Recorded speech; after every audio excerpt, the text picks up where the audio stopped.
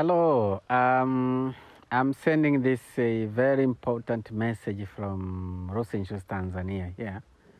My name is Japhet Mwanang'ombe. I'm the Rosenshus National Coordinator.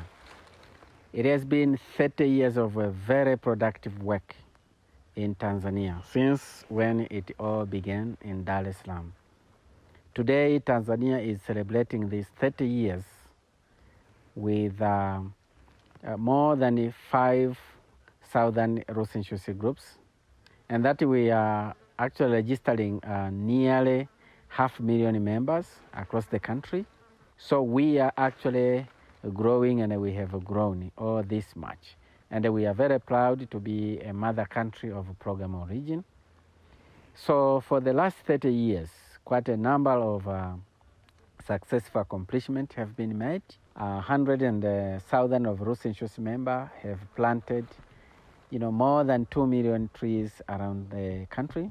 The government have given us more natural reserves for us, to take part using our youth-led voluntary actions. Rosenshus Tanzania has also helped other African countries.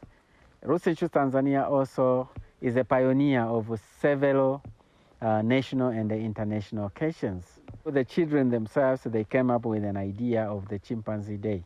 The women's soccer actually concept in Tanzania started through Rosenshus. So the concept of recycling and the plastic use campaigns also started, with a campaign by Rosenshus. We are happy to see that today the world is celebrating Rosenshus Peace Day, and it is becoming a UN Peace Day.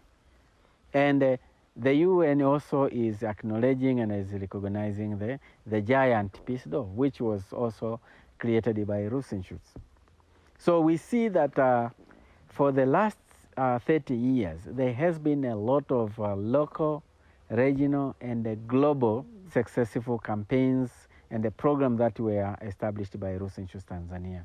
So we are very happy, and we want to wish everybody a very, very happy, successful anniversary for Rosenshus in the world.